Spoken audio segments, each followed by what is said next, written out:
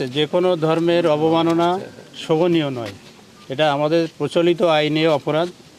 এবং এই আস্তানার যে মালিক ছিলেন, যিনি গুরু ছিলেন এই আস্তানার, উনি একটা ধর্ম সম্পর্কে অবমাননা করেছেন। বিভিন্ন ওনার ভেরিফাইড ইউটিউব চ্যানেলে উনি বিভিন্ন বক্তব্য দেওয়ায় স্থানীয় জনগণ তাকে হত্যা করে। আমাদের দেশের প্রচলিত আইনে যেটা ব্যবস্থা আছে আমরা করব।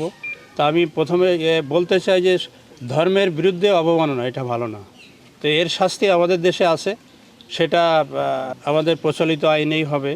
আর যে হত্যাকাণ্ডটা হয়েছে এটাও শোভনীয় না।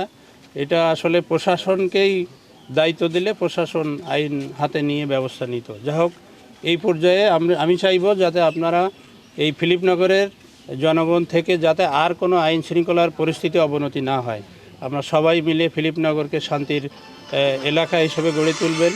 আমরা পুলিশ সহযোগিতা করব, র্যাব আছে, আর্মি আছে, আপনারা আছেন, আপনারা দেখবেন যাতে আর আইন শৃঙ্খলার অবনতি না হয়।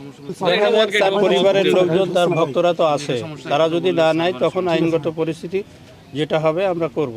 আমাদের সহযোগিতা থাকবে আইনে যতটুকু আছে। এটা আমরা শুনেছি, এটা ইনভেস্টিগেশন চলছে। আমাদের আগেই ইনফরমেশন পেয়েছে এবং সেই অনুযায়ী এখানে কিছু ফোর্সও ছিল। তো হঠাৎ করে তাৎক্ষণিক মনে হয় বিকেলের দিকে 5টার দিকে, যখন জনগণ, সাধারণ জনগণ রেস্টে থাকে, সেই 2:36-এর দিকে হঠাৎ করেই আশেপাশের লোকজন চলে আসছে।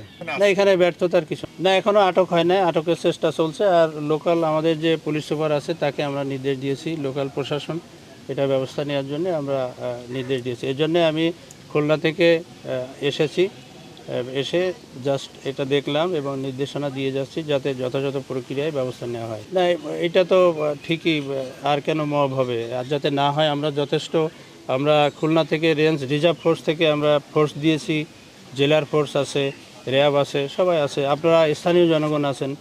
মবের তো আর কিছু নাই, যাতে না হয় আপনারা সবাই সতর্ক থাকবেন, আমরাও থাকবো। হ্যাঁ, এলাকাবাসীর প্রতি আমাদের মেসেজ হচ্ছে সবাই মিলে আপনারা এই ফিলিপনগরকে শান্তির নগর হিসেবে গড়ে তোলেন, আর আইন হাতে তুলে নেবেন না।